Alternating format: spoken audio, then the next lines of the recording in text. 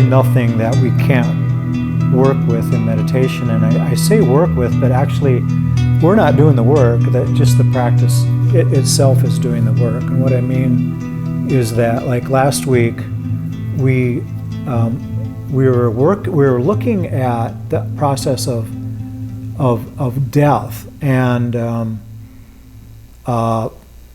some other aspects of it. And when we meditate, when we do a meditation, we're not going into the meditation and soul searching and looking for a reason for our why we should be looking forward to death or being afraid of death or anything like that. We are just going into meditation and just seeing what is showing up for us, what is coming up. And meditation is always coming back to the breath. I mean, coming back to our meditation object. And then it's the primary thing behind meditation. I have to remind people of this all the time, is letting go. It's that surrender. That's the main thing about meditation. And the reason we do that is to understand ourselves better. We come into that presence, that moment of presence, of relinquishing the past and the future, present moment reality, and we understand our true nature, who we truly are. And in that, we realize what we can be letting go of. And it's not like we purposely necessarily try to find things to even let go of or wish we had more things to let go of. They just fall away naturally through the design of the practice.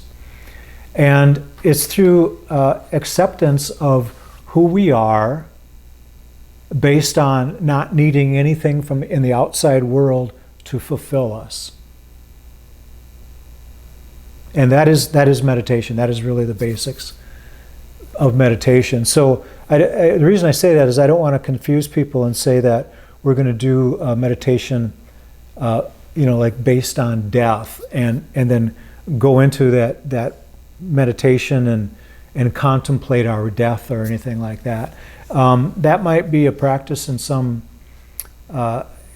circles, but that's not really a Vipassana or insight meditation practice. Insight or Vipassana, meaning the two words meaning the same thing, is renunciation, surrender, letting go, all that type of practice.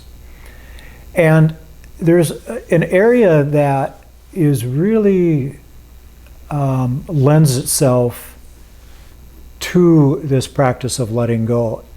And it's something that is very, very much it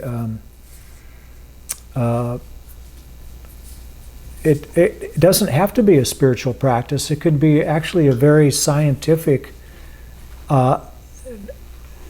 look at our aspect of time. And what I'm talking about are three primary areas. We talk a lot about at least I do, talk a lot about the past and the present and the future. I brought that up several times already, and we just got started here. But when we take a look at, and this is all from my direct experience because I'm human, and but I'm assuming this works with animals as well, that when an action is done, and when I speak of actions, actions of body, speech, and mind. So an action is something that we say, something that we do with the body, or something that we even think, like an activity of thought. That's still an activity. So any kind of action is any kind of activity that we might have. And so again, I suspect this is true for all living beings. When an action is done, this energy seemingly goes out into the world. For example, if and I'm reading here, actually reading because I wrote some of this out. If we leave our home and go into a store to buy something, something that we do, we're at home and go, oh, I'm out of blah, blah, and I want to do some cooking or something. And so we run off to the store to buy something, and while we're there at the store, we say something to somebody in a very casual way. Could be anything. This is something that probably happens to many of us every day. And then when we leave the store and return home, and if we were to investigate what happened, we would likely feel that the energy of what we said at the store either stayed at the store or stayed with the people that heard it, right? Or we could even say that maybe we felt that energy of that action, those words spoken, seemingly dissipated into thin air. Or maybe a combination of all of these things. So we go out into the world, we do an action, and that action, does it dissipate? Like it's released and it dissipates and it's gone, nothing happens? Or that person hears it and it kind of stays with them. Like they have an option of remembering those words, and actually it could change them for the rest of their lives, if it was the right words that were spoken. I mean, just hypothetically, saying. Or does it actually stay in that atmosphere?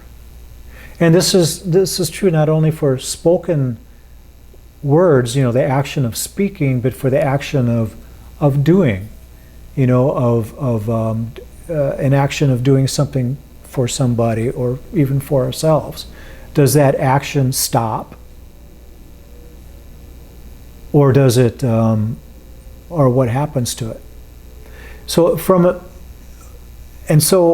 spiritual standpoint, we would likely, many of us anyway, would likely say that there's an action performed and then there's a result of that action. And that is karma. That is the karmic consequence of every action. Everything that is said, done, thought of, is an action. And that's what the word karma means, is action. And so, from the karmic standpoint, especially from a spiritual standpoint, if there's an action performed, it continues on. It doesn't stop. There's no stopping. And that's why we hear things about, the words about the flow, and the primary message here is that there's a continuation of everything. And that's what really keeps people in the framework of spirituality, that there's a continuation. There's a continuation of life. There's a continuation of actions, all of our actions. And when we look at how deep this can get, like the Yoga Sutras, the Patanjali Yoga Sutras, they talk about different kinds of karma, these different ways for enlightenment. And one of them is karma yoga. And karma yoga is the practice of, and these different yogas, and there's metta yoga, and yogas that pertain to livelihood and the practice of yoga, the postures and those types of things. But they kind of pertain to the Buddhist principles of wisdom, morality, and meditation or practices. But to clarify, there's just kind of different strokes for different folks, where we're in these yogas or these different practices are kind of in tune to a person's interests, our intentions. So some people will look at karma in such a way that if they perform these actions in a very moral way, that this could be their path to enlightenment. To understand and be very, very aware of every action that's done, because they know that there's a continuation.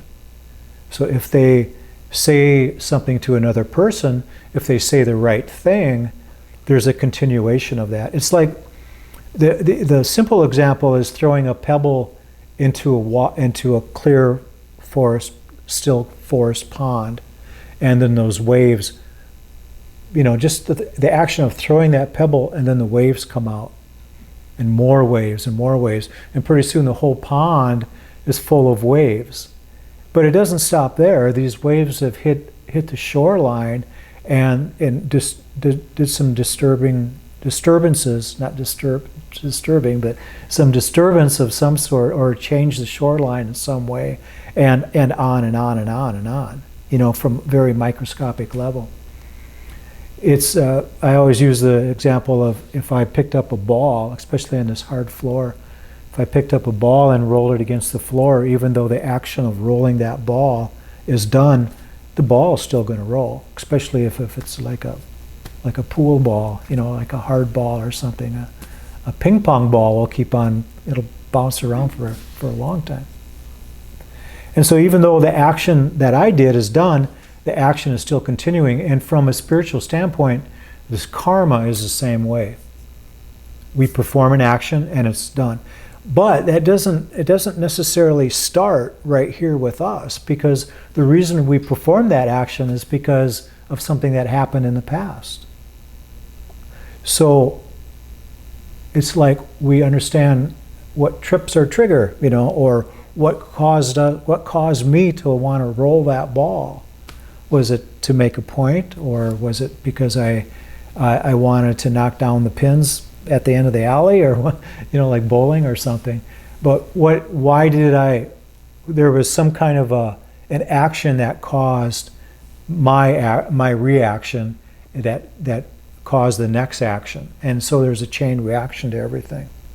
And it's like that with everything. Every breath we take and everything we think about, everything we say, every action of the body, all of these things have consequences.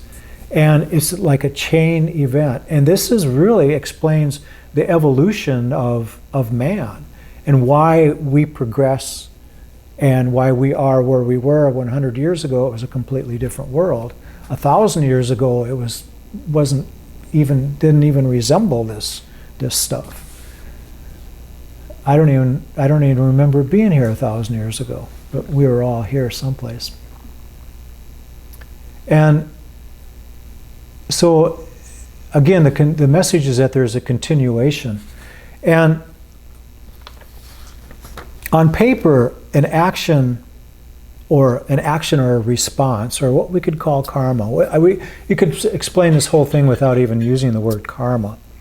But on paper, it would look like, or it would read like this, that there's past actions, there's a present moment response because of those past actions, and then there's a future result. And that keeps going on and on and on. If we could write that in a circle: past action, present moment response, future results. Past action, present moment response, future results, on and on and on and on. And it'll continue forever. Karma is energy, action is energy, but this is the kind of energy that we can actually see. We can witness it. Just like the energy of electricity, we know it's there.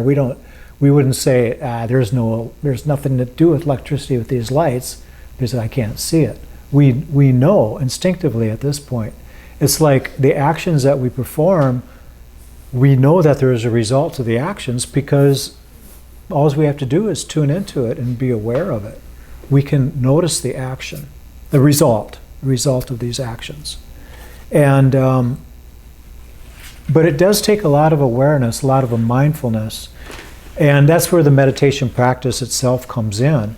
We can sit in meditation and notice what comes up for us in the form of actions, and actually get a feel for those actions. We can assume right at this moment, if we were in meditation, that if we were sitting in the present moment and no future, no past, that we would not be really causing any karma if we are very present. If we are not, in other words, our thoughts are very present. We're not thinking about what we or anybody else did, or what the things that happened in the past, or these different things that could happen in the future, that I'm angry at so-and-so, or blah-de-blah is mad at me, or if we're very, very present, there's no past, no future, we are not creating any karma. It's very likened to somebody that is awake or somebody that's enlightened. They're not creating any karma. They just are. There's just that isness. But when we look at karma, past actions, present moment response, and future results, this formula is happening moment by moment, every moment of life. And there's no escaping it, even at death. So if we believe in rebirth, even committing suicide is not going to stop this process. Actually, it'll be shown to us in various ways. We would probably be very, very surprised that there is no escaping this. So this explains a lot, including, I listed a couple of things. Our karma is how the body stores our past history in the form of conscious memories and subconscious repression. So our karma is how the body stores this past. When we talk about subconscious and repressed memories and suppressed memories, whether it's conscious or subconscious, that is really the same thing as karma. I know how many steps I took this week. Another area, our responses in the form of emotions and in relation to stimuli such as what trips our trigger is evident when we think in terms of karma or because of these past actions. We're really looking at things that happened in the past and then we're triggered somehow, and so there's a response in the present moment. Why focusing? I mean, there could be, if we're very, very present, there doesn't have to be a response, but generally there is a response for every action that we do. We're responding to something and anticipating the result then. One of the other things that this explains is why focusing on the present moment provides instant relief. We talked about that briefly already. Also, how being mindful helps to control the negative aspects of the ego. So it is really the ego that, if there's any negativity that's happening in our lives, we're either protecting the ego or we're using the ego in some way to make life better for this unit, for this stuff. And that's why selflessness is such a big topic in Buddhism, for example. It explains why letting go or surrender is looked at as the ultimate spiritual practice. With karma, with these past actions, present moment response, and future results, we can generally see exactly what probably has to be let go of, because anything that's sticky, anything that's attachment is something that should be let go of, that is causing us or somebody else problems. Why the idea of having control has mixed meanings. This is a whole topic in itself. This is a whole another. Maybe we'll talk about this next week. But why the idea of having control has mixed meanings? Because control is one of the main things that we want to let go of. This idea that we can control this, or I want more control over the situation. And when we let go of that, it's liberation. It's actually freedom. And we can feel that when we accept things the way they are, not bending over and saying, "Please hit me again, sir," or anything like that, but to see the world in such a place that there's a purpose for everything that has happened and that will happen. But to understand our karma is taking that little bit of control that we do have and working with that in a very, very, very moral, holistic way, through understanding that every action has a result. And that's the control that we have. How it also helps us understand how we can live an inspired life. Being inspired is really our happiness. And there's a way of encapsulating that and using that in our life. We'll talk about that next week too, I think, so we don't get too carried away.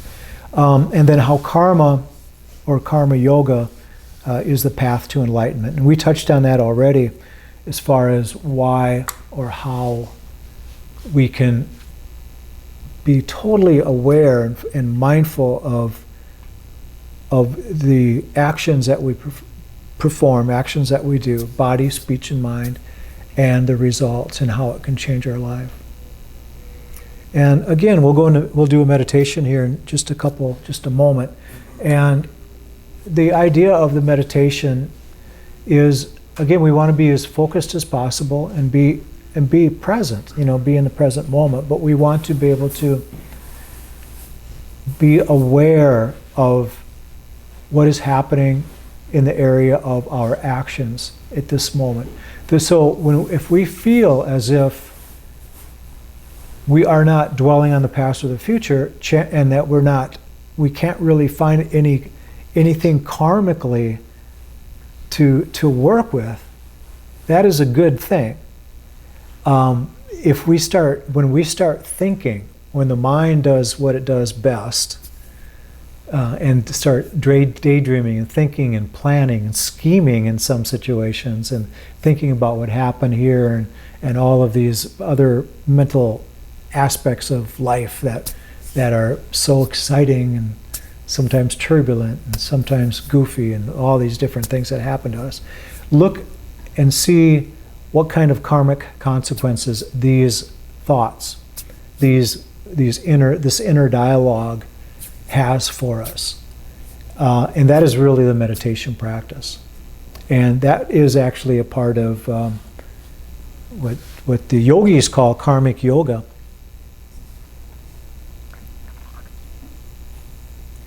And then we will see if there's any questions based on that. There's a lot of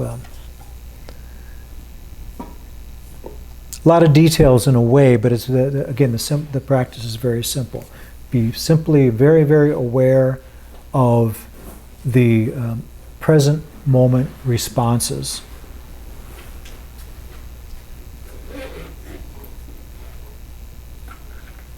And you'll be at the same time being very aware of the results of any actions and your karma. Okay? So please make yourself comfortable.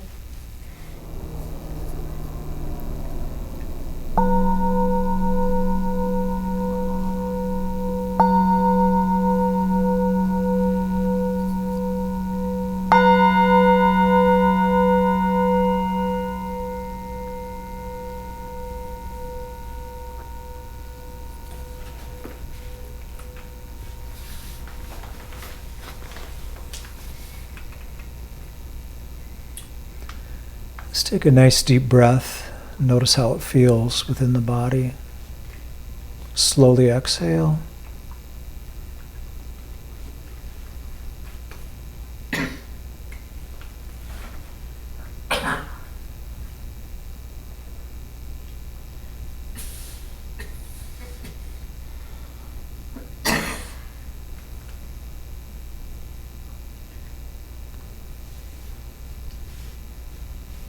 And as we often do, take a moment and thank yourself for being here this evening. You people at home deserve a special pat on the back for taking this time out of your evening to do this practice.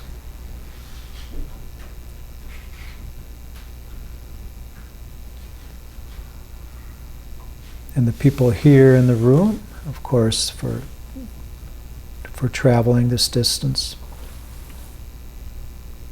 to be here with like-minded people.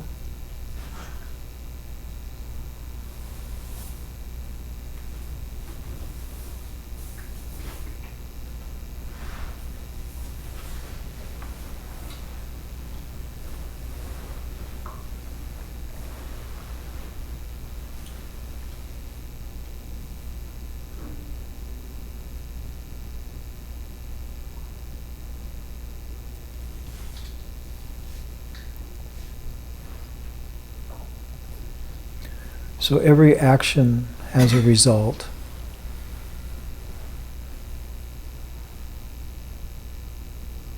Every sound we make creates a sound wave. That wave continues on and on. Changes form. That doesn't mean it stops. Just imagine that everything has a continuation.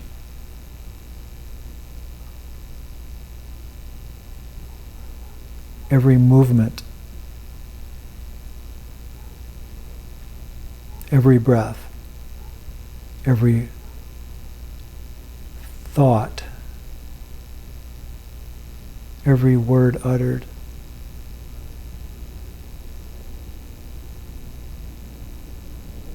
every flick of the wrist or every itch that is scratched has a result. Just imagine that result continues on in some form or another.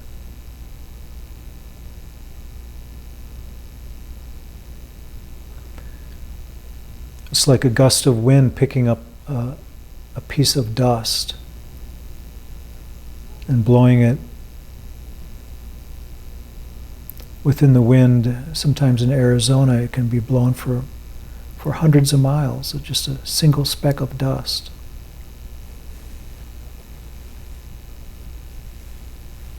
And that piece of dust lands someplace, but it doesn't stop there.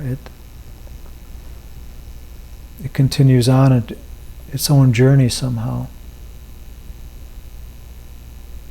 It might provide stability for a plant. It might fall into a stream of water and be carried for who knows how many miles. So one speck of dust could easily travel around the world and back again. And the same is true with all the results of each action that we do.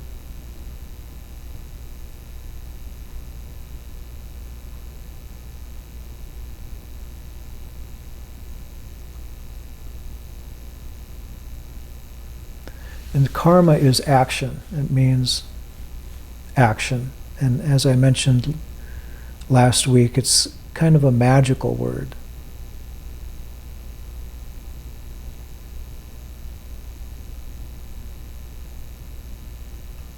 Because it includes the results of these actions. And the primary message, again, is that there's a continuation. If we're spiritual beings, generally we believe in rebirth, which means that we believe that there was a life before this one.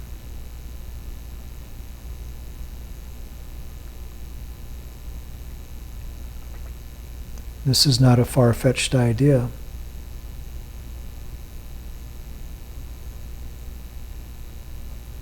It's not that things die, it's that things change continuously. It's to be expected, and if that change if we try to stop that change, we're going against the flow of nature, and things can get painful.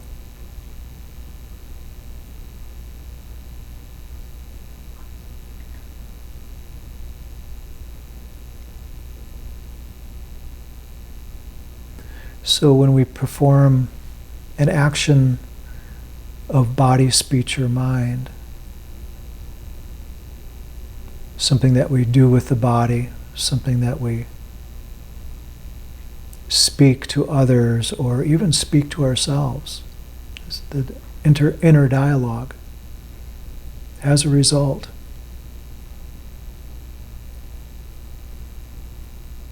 And the thoughts that we have definitely have results. That actually makes up who we are.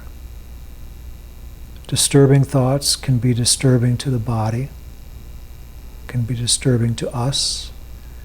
If we live in fear and anger, our bodies retaliate, become ill or at unease or diseased.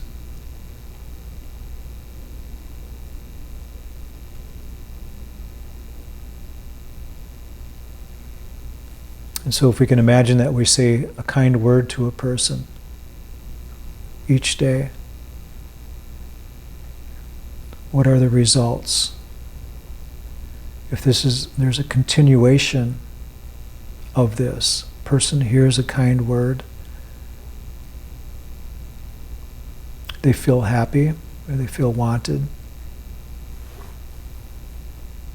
they feel inspired, whatever it might be. You change their life in a small way. And it doesn't stop there, it continues. They use those words of advice or those kind words or spiritual words of encouragement, whatever it might be. And it changes a person. Not only that person, but what they do in the form of actions will change the next person. And on and on and on. And not only people, but things.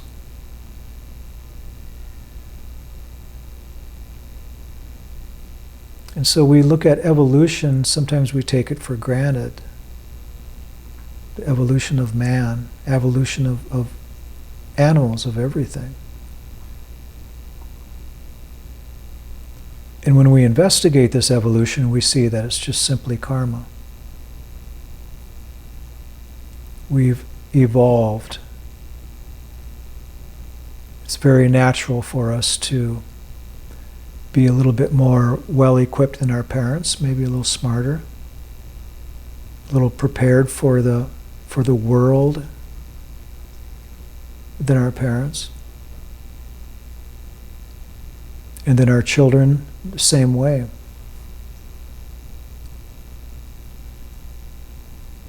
They reach their teens and they're convinced that they are 10 or 20 times more smarter than we are. And in certain ways they might be.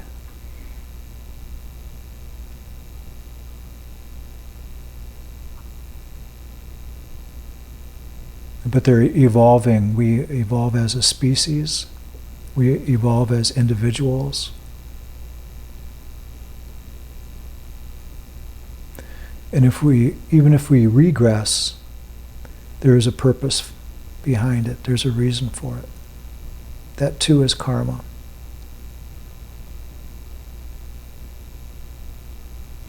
No need to speak of good or bad karma.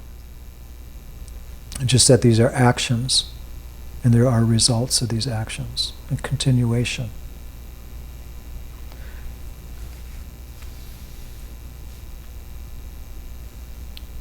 And so again, in our meditation practice, we become very present. We focus on our meditation object.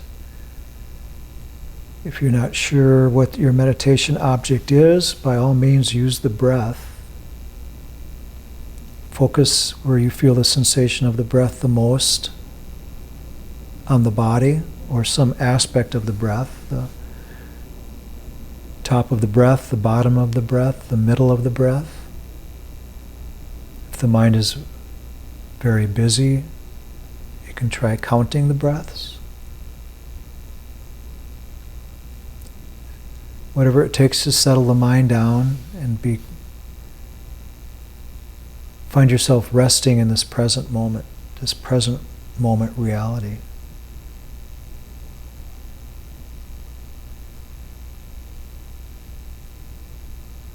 And in this presence, we become sensitive to our thoughts. We become sensitive to the actions of the mind, the thoughts and the inner dialogue. And there we can see the consequences of our karma.